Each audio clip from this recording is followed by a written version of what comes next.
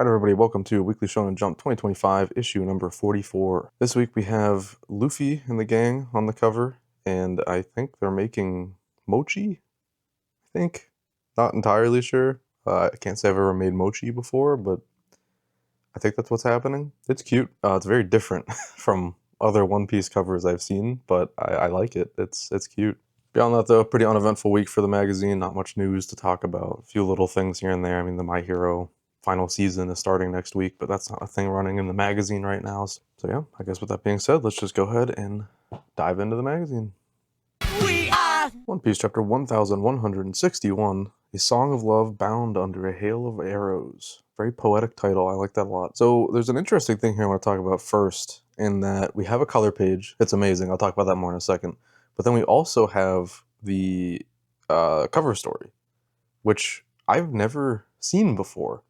Usually, when there's a color spread, that means that's in place of the cover story, and we don't get a cover story that week. But here we have both. The chapter title isn't featured on the color spread, which is what's pretty typical. It's actually on the page after, which is the cover story. Just interesting. I don't really have anything to say about it, but I've just never seen this happen before in One Piece. I don't know if this is exactly a first, but I certainly can't recall any time in the past where this has happened. So interesting, for sure. But anyways, this color spread itself is phenomenal. This is one of my favorites ever. I love this so much. What a fun idea. I love seeing, like, who each Straw Hat that's holding the plushies is choosing to hold. Luffy's got all his buds and family and stuff, even Gaimon, which I love. And of course Sanji has a bunch of women. Makes sense. And then poor Chopper in the actual claw machine. Yeah, this is amazing. This is one of my favorites ever. Like, I want to make this like my wallpaper on my computer or something. I love it so much. This is the best one in years, I think. And yeah, into the chapter itself, obviously, we're in the heat of God Valley now. It's in full swing. We're doing stuff. The focus of this chapter is mostly on the rescue of Shaki, and of course it's Rayleigh that does it, which was a really sweet moment. It's just nice to see these two, before where they're at in the present. It's always been one of those things where, you can't help but wonder how Rayleigh ended up with a former empress of Amazon Lily. It's just like such a wild pairing, but over the course of this flashback, it's been made more clear how this came to be, and this is kind of the defining moment of it all, and it worked really well. I thought it was a really sweet moment. And also we have the separation of Shanks and Shamrock now, so we know what happened there. Not exactly how I expected it to go. I really didn't think Dragon would be involved, of all people, but that is where we're at. So I assume somehow, some way, Shanks will be taken to Roger now, unless more things develop, because we previously had thought from Film Red that Shanks was found in a treasure box, just like how Shanks found Uta in the movie. But that doesn't appear to be the case now, unless Dragon puts him in one, and then Shanks finds that. Actually, now that I'm thinking about it, that's pretty possible and likely, because, I mean, Dragon's kind of fucked up right now. He's got shot, so he's probably gonna have to, like, hide him or something when he's on the run, and he'll just put him in a treasure box, and Roger will discover him. Yeah, totally just meandering here, but this is a great chapter. I'm just so excited to be seeing the God Valley incident right now. It's surreal and just total wish fulfillment stuff. I can't believe what I'm looking at on every page, even if the paneling and art is a little rough at times, but we've all come to accept that in One Piece at this point, I think. Ichi the Witch, Chapter 52, Freeze. What a cool chapter this is. So even just from the beginning, this whole concept of this, like, piece of ocean and boat within being stuck in time to the point where you can even just, like, walk on the waves. It's such a cool idea. And now, I know I'm jumping to the very end of the chapter, but a wild card pull here of a human being pregnant with a magic child is crazy. I obviously, this series is still, like, relatively early, so we don't know the full lore, but I can't. I don't know if this is like a first, like this is the first time this has ever happened in history or what, but this just sounds like a crazy concept, and I'm hooked. Like this is a really good setup for what is likely to be an arc or something. Just super cool and engaging. I can't wait to see how this shakes out. It's also a really nice looking page that I wanted to point out real quick. That's just you're seeing on the screen right now. This just looks really nice. It's not like some insane example of paneling or anything, but it looks nice. You know, it's very pleasing on the eyes. So yeah, as far as introduction chapters go, this is phenomenal. This is about as good as you can get. I am so locked in and interested in what is happening. Get this man a gun. Sakamoto Days, Chapter 231, Expedition. Okay, so disappointment is the first thought in my head. Lou's fight basically got off-screened, which is crazy. So I talked about last week where Heisuke blew off her opponent's hand. I was like, okay, I guess this gives her like an advantage in the fight. But no, it did clearly, but she just beat him to a pulp, and that was it. That's it. The fight's over. We didn't get to see it. That's just it. We got to see the little bit of it we did 2 chapters ago. So yeah, she didn't win on her own. That just sucks. It feels bad. It really does, because this really just could be it. Like, I mean, Lou already barely got to do anything for this last like 100 chapters, and now the one time she gets to do something, she's saved by somebody else, and we don't even get to see her like beat the guy's ass afterwards. Sad. I hate that. It really, really bothered me. And beyond that, this is something I haven't really gotten to talk about before because these characters haven't been involved, but we have the school arc gang here. I won't bother naming all of them, but there's literally the entire cast of the school arc is here, and they are getting their own fight. And I don't care, because, I'm not gonna lie to you guys, the school arc is my least favorite part of Sakamoto Days. Maybe a hot take. I don't know. And I don't really care for much of the cast from the arc either. I think they are just kind of boring and uninteresting to me compared to all of the other characters in the series. And now to go away from stuff that I was into to something that I am really not into is unfortunate. It's a shame. I didn't like this chapter. Sorry. What a shame. I'm so sad. Seriously, I had such high hopes. But kinda losing me with this one. Not gonna lie. I mean, we'll get back to good stuff, I know, obviously, but this is not what I want to see. Just all across the board. Not the chapter for me. Hima-Ten Chapter 60, A Heartwarming Future. So, Hime no no still my least favorite addition to maybe any manga running in this magazine currently.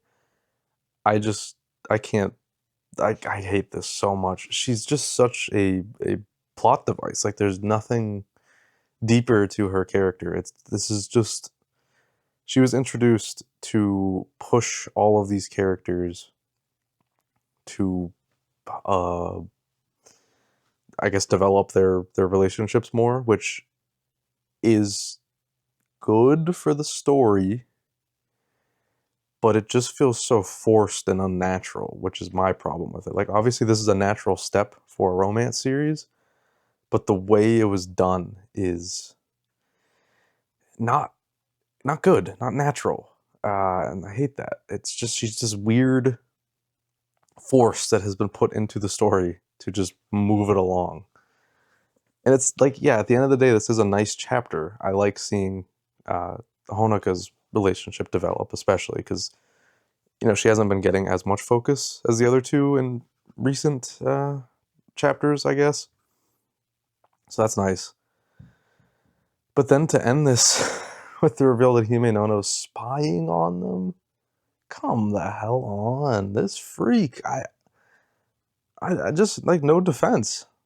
What? Wow, that's so fucking weird. Just leave him alone. Oh my god, I hate that. I just hate this character. I'm never gonna warm up to her. I I don't like anything she stands for. I don't like her inclusion. I think there would have been much more natural and better ways to get the story to the point where it is now. Maybe it would have taken more time, but that's fine. Let that happen. Let's just take your time. Do your romance series, just let it happen. I don't like it. Sorry. I will never like Hime no, ever. And I'm gonna keep complaining about it until it stops. And it won't stop. So maybe I'll just keep complaining about her for the entire rest of this run. I don't know. We'll have to see what happens. That's just where I'm at. Sorry, guys. WillOWisp Chapter 219, the always useful kanji texting sticker. So, okay, usually I absolutely love kanji chapters. They're my favorite things about Witch Watch. And this is really good. I'm not gonna discredit it. I still really like this one, but it is probably one of the weaker kanji chapters. And I will say, that's kind of been feeling the case for a little while. Like the kanji chapters have just been getting like weaker and weaker with, you know what, never mind. That's not even true. It's just inconsistent lately, I guess. This is still good. I like that we have a way to get Nico spells still happening, even though Nico isn't present in the story. It's nice to see. This is a fun idea, just not like super. And also, listen, I'm no comedy expert. All right, criticizing comedy is not an easy thing to do, and I'm not exactly equipped to do it. So I can't like sit here and tell you why I don't think certain things here land. I just know they don't, though. Some stuff landed, some stuff didn't. Just a decent chapter, I guess.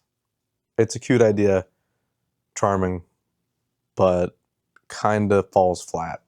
Especially the ending. That was just like a total whatever ending. It's definitely going for the kind of thing, of like when Kanji was like moving really fast and stuff like that. It's just like a Kanji in a fucked up situation kind of chapter, which is what most of his are, but just not as good. Kagurabachi Chapter 95, Flood. A really cool color page, which had led me to believe that we were going to go back, naively, that we were going to go back to Chihiro for a bit, but no, we don't. And instead, we have an interesting thing where the art isn't finished. This has happened in many series in the past. One Piece, Jujutsu Kaisen. It's actually very reminiscent of the Jujutsu Kaisen instance, where massive spoilers for Jujutsu Kaisen. This is actually one of the biggest spoilers I could imagine giving, but it's if you remember, if you're reading back in the day, it's the chapter where Maki, it's such a huge spoiler, but wipes out the entire Zenin clan. It's a very, very reminiscent of that. It reminds me a lot of it, where it's just very clearly unfinished art. It's all like scratchy and liney. Looks cool. I like it, honestly. I liked the Maki chapter back then too. Obviously the finished version is much better, but I still like this. I think it looks cool. It's just interesting that he couldn't finish the art this week. I hope he's okay, because usually there's a reason for things like this happening.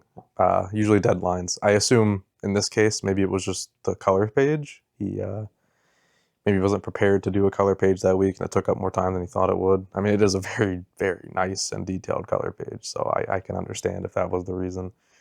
But yeah, hopefully everything's okay with, just hopefully everything's okay with Hokozona, though, because, this can be a scary thing to see. It could mean poor health or many, many other things. But hopefully he's fine, we're chilling, and it'll be back to normal next week. But still, on its own, I think it looks cool. It's really neat. Chapter itself, by the way, pretty solid. I liked it a lot. I talked last week about how I'm not super into Kagurabachi lore and all that, but it is interesting. I just want Chihiro back. As shallow as that sounds, I miss him. I don't know. The series doesn't feel the same without him to me. Blue Box Chapter 213, The Final Burden. Not a whole lot to say about this chapter. I did like it, but it's just, I don't know, not a whole lot is coming to my mind to say. The one thing I do want to talk about is just how sad it is to see this instance of Taiki and Chinatsu not being able to see each other and wanting to. But, it turned out to be a wholesome, sweet moment, even though it feels sad. And then to end with Haruto winning against Taiki. This is interesting. I really am curious to see where this goes, because I wonder if this will be like some kind of like self-doubt arc from Taiki, or the rise of Haruto here in the eyes of Hina. I don't know. Something's gonna happen here. Yeah, we'll see. Nothing too crazy to say about this chapter, but it has planted some seeds that I think will be neat to talk about in the future. Shinobi Undercover Chapter 51, Useless Struggle. So in a series that I've been really enjoying lately, and it's been having like a lot of substance in its chapters and action, this one feels the most like by the numbers battle shonen that we've had in a while, like down to the ending, down to the whole thing. This is a shonen battle manga chapter.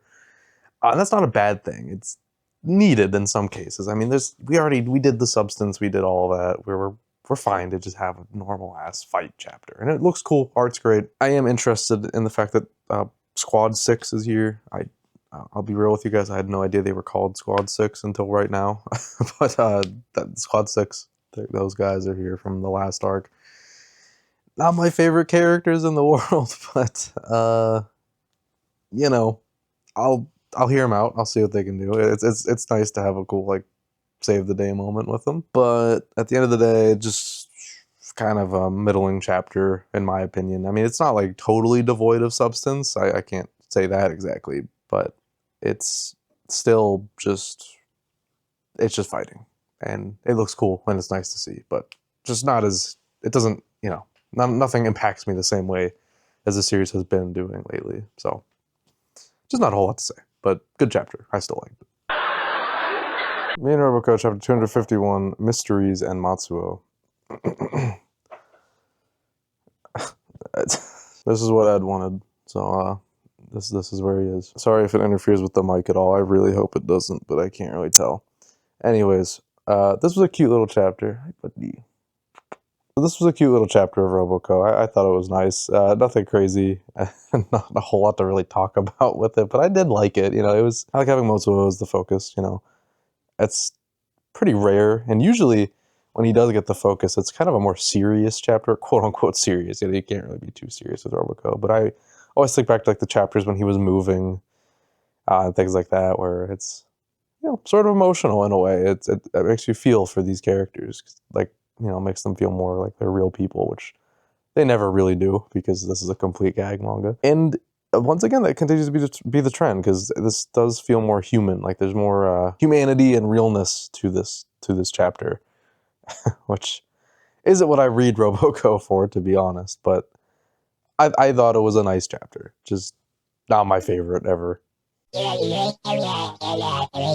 Kaisen Modulo Chapter 4, The Boy Who Kept Repeating. So guys, I've had JJK on the mind a lot lately, just because, a mix between Modulo, the anime coming back early next year, just general excitement around the series again. And I just love this series so much. It really is more important to me than I often realize, and just the fact that I have it weekly again. And it's not the characters I know and love, obviously, but it's the world and the vibe specifically and especially. It's that JJK vibe that I just adore, and this is a shining example of it. We have a very interesting and engaging story here with a weird thing happening. A kid who keeps showing up in first grade, and it's just such a cool hook, and to see it unravel in such a efficient way. Like, this is one 19-page chapter, and we get a mystery, and we get a half an answer to the mystery by the end of it, and just enough to like let you be like, oh, okay, what the hell is this? And then we'll get the full answer next week. It's so cool. I love how this chapter ends. I love the whole build up to the reveals about it. It's just super, super cool, and I continue to be blown away by just the professionalism of this series, the consistency of the quality of it. It's really impressive and admirable, I think. Yeah, just super, super cool chapter. Love it so much. I love this series. Seriously. Call me a JJK dick rider if you want, but man, I just love it. I eat this shit up. So good. I can't wait for more. What are you doing, step bro? Anyways, Exorcist, chapter 116, A King-Size Trial.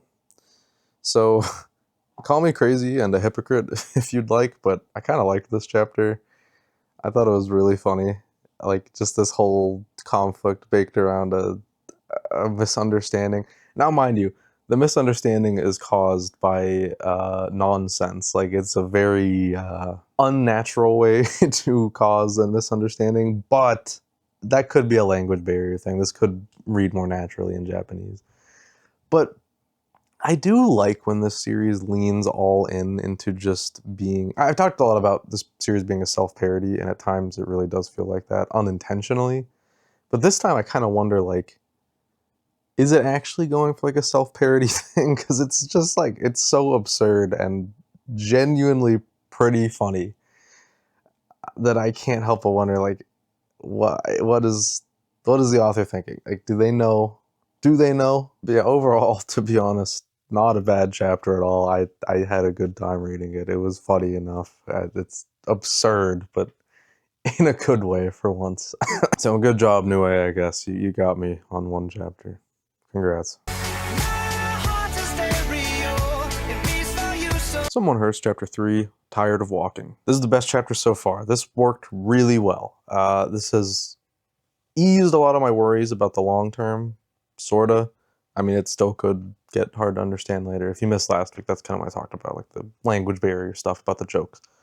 But this one, much more just slice of life focused. This whole idea of her not understanding an aspect of a prompt, so they have to actually go and like figure out and like research what it is. That's such a good idea to get these characters to do things that aren't directly related to comedy. I think that's so smart. But again, it's one of those things where you just kind of wonder, like, how many ideas can they come up with to keep this train rolling?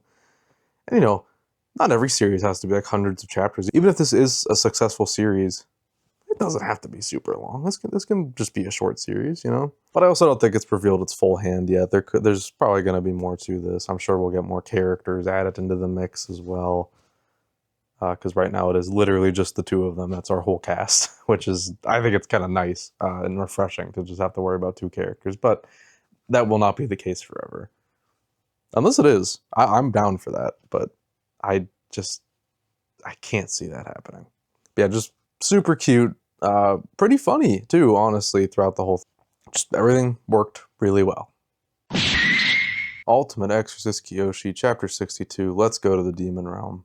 My investment in the series has never been higher. I love this. This is such a cool setup for an arc. The Demon Realm itself looks awesome.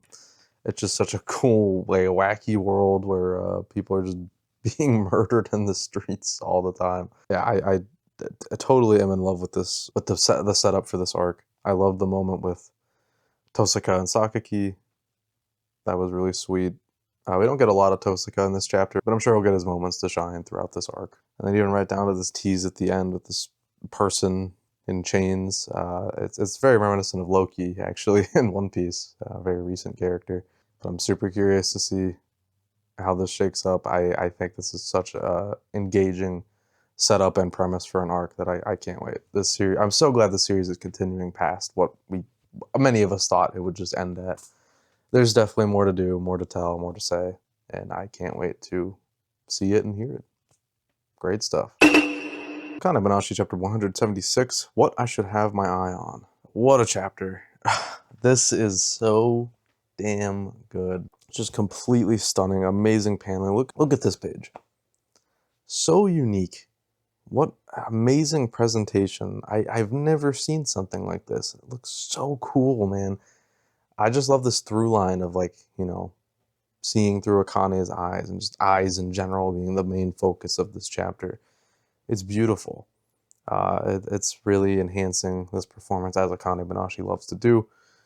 Of course, obviously, heavy usage of visual metaphor, which is, as a lot of you will know, that is probably my favorite thing in manga, is the use of visual metaphor. Just stunning, amazing chapter. It is killing it right now. This is what Akane-banashi looks like at its peak. Perfect. No notes. Oh, that's a baseball! Harukaze Mound, Chapter 15, Prepared to Throw It Away. Look at this spread. This is how the chapter ends, and it's Oh my god, it's so cool. So this whole thing, this whole chapter is just, it's like hype inducing, you know? It's one of those things that gets me excited to see a real game. I know I keep talking about that. Practice games, yada yada, not the biggest fan. But still, it gets me excited to see these moments with higher stakes and more on the line. It's got exciting moments. It's got cool ass art to portray. It's the antithesis of Ekiden Pro is what I'm always saying. It's where it makes it look so damn boring. This is making baseball look awesome and exciting. I love this like idea where like this pitch just it feels like it's moving through water. It's so cool. Oh my god, I love it. This is definitely one of my favorite chapters of the series I've read so far. And there was a really good one a couple weeks ago too. But this one, maybe it's even better than that. I don't know. It's hard to compare, but fantastic chapter. I really, really like this one. Feel the power of my magic! Elusive Samurai Chapter 220, Evil God 1352. So, this design of Takeuji's growing on me. I said last week I wasn't really into it, but it actually is pretty cool in motion. Better chapter than the previous chapters of this war so far. It's just kind of jarring to me. Like, I'm so surprised that we're already at Takeuji. Structurally, I feel that this war, this battle is just kind of weird. I can't really figure out what we're doing. Like, we can't just be finishing off Takeuji right now. Like, it's not just gonna ride it out to the end right now, is it? There's got to be other stuff going on alongside this. Usually the battles are pretty grand. Like, there's a bunch of things happening in different locations. But here we're just Takeuji already, right now, like 3 chapters into this fight. It's pretty crazy to me. But you know, without thinking about that stuff for now, because this is the problem with reading weekly stuff. You can't really get the full picture until it's all out. But I like how much of a threat Takeuji seems to be. Like, we're really building him up right now and making him seem threatening again, which he was kind of losing that touch for a little while. So seeing him kill somebody, you know, outright, and changing Tokiyuki's mindset as well, because it's usually that, you know, fun-loving nature he has in fights. But now he's mad. He's locked in. He's ready to kill Takeuji, and that's cool. This is a side of Tokiyuki we haven't really seen in the rest of the series. So, really cool chapter, honestly. I like this quite a bit. This is one of my favorites in recent memory, at least. And I hope this kind of tone sticks for the rest of it. I don't want to see any more gags. I'm done with gags in this series. We can leave them in the past now. Come on, we're nearing the end. Let's get through it. Let's be serious. Let's take this seriously. That's all I ask. And so far, so good on that front. Ultra of the Flame, Chapter 20, The Wind Spirit. This was a rad chapter. Like, look, I'm not always super positive about this series, but this was just cool as hell. I don't know. I can't really say I'm invested per se in this fight, but I can still admire how cool it is. Like, it's so sick to look at. It's reminding me, and I mean, this is obvious. I mean, the assistant and all that, but very reminiscent of Horikoshi art. I've talked about this in the past as well. Not Horikoshi's skill. It's obviously lacking a lot. I mean, Horikoshi he's alive. He just doesn't have a series running right now. Is a master at art and paneling. It's kind of crazy. He's just such an expert. And this is a series we're seeing that's taking a lot of inspiration from Horikoshi, which is cool to see. That's something we're probably going to be seeing a lot in the coming years, just as Horikoshi's art and My Hero in general just becomes an influence on people, on new artists and such. But I really, really like this chapter. Just a lot of awesome looking action. Yeah, there's a lot of speed lines. I know. What can you do? Some series just kind of fall into that trap. But I think, speed lines aside, you can still admire the art. Paneling, still a little weak, but I can feel it getting better. That's the important part. And then there's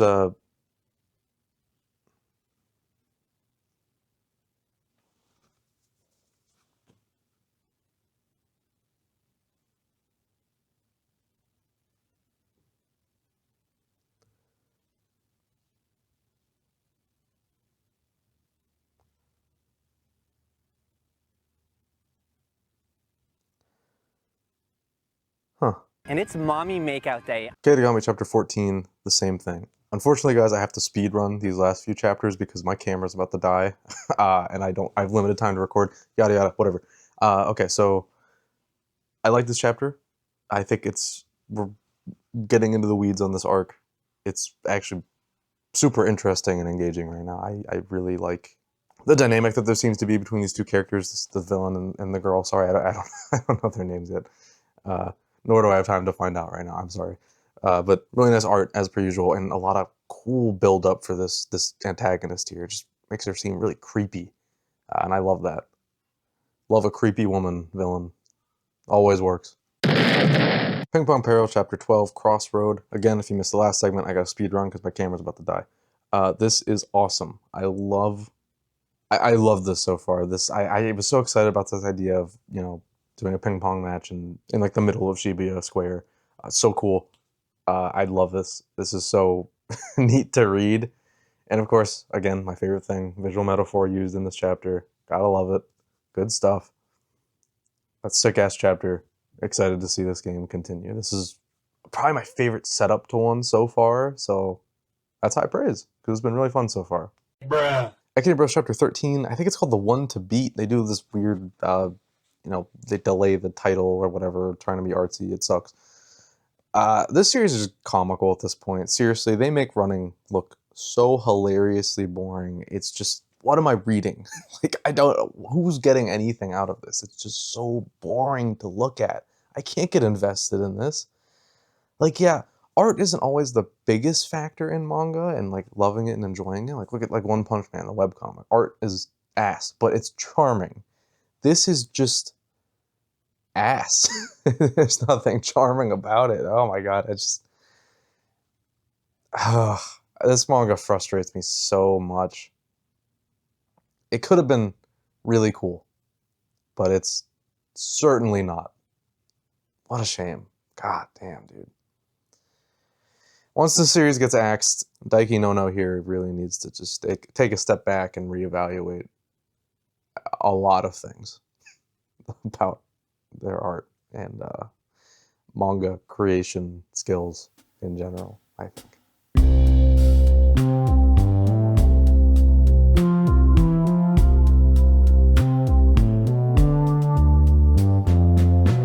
Alright guys, that's going to do it for Weekly Shonen Jump 2025, issue number 44. Honestly, not a great week. I feel like a lot of chapters were pretty weak and just like not really mind-blowing or super exciting. Just a pretty middling week. And that happens. It's happened a few times on this show even, since I've been doing it. But this one in particular just really kind of dragged me down. I don't know, it took me a while to like even get through the magazine because there wasn't a lot for me to latch onto. There still were really good chapters, including my chapter of the week, which was Akane-banashi, chapter 176, What I Should Have Now. Akane-banashi is going to sweep for a bit, guys. It might just be that good right now. I think if it keeps up this quality and nothing else is rising up to match it, Akane-banashi might be sweeping for a little while here. I'm sorry, it might get boring, but it's just so damn good. And this chapter, even better than last week. Love Akane-banashi. I can't sing its praises enough. It's so good. So congrats, Akane-banashi. Once again. Next week for issue 45, Kagurabashi's taking the cover. Excited to see that. Always nice to see a Kagurabachi cover. And I'll be curious to see, because we had a lot of unfinished art this time in that series. So I'm curious to see if having a cover page also affects the art. We'll see. It's an interesting time for Kagurabachi, apparently. And you guys in the comments have to let me know if I missed anything in that regard, like if there was some kind of statement about why the art was unfinished this week, guys. I didn't see anything, and I feel like I usually do in these cases. Remember to like and subscribe and leave a comment with your chapter of the week, your least favorite chapter, anything you want to tell me. I'll read it. Remember now, you can also become a channel member. You can join at the Nice Prisoner tier to get your name in the credits and early access to videos, or you can join the Super Nice Prisoner tier to get your name read out loud right now. So, thank you to my super nice prisoners, Braden Farrell, DJ Tengen, Milu Kitty, and Hexen. Thank you all so much for supporting the channel. It means a lot to me. And I will see you all in whatever you decide to watch next. Take it easy, guys.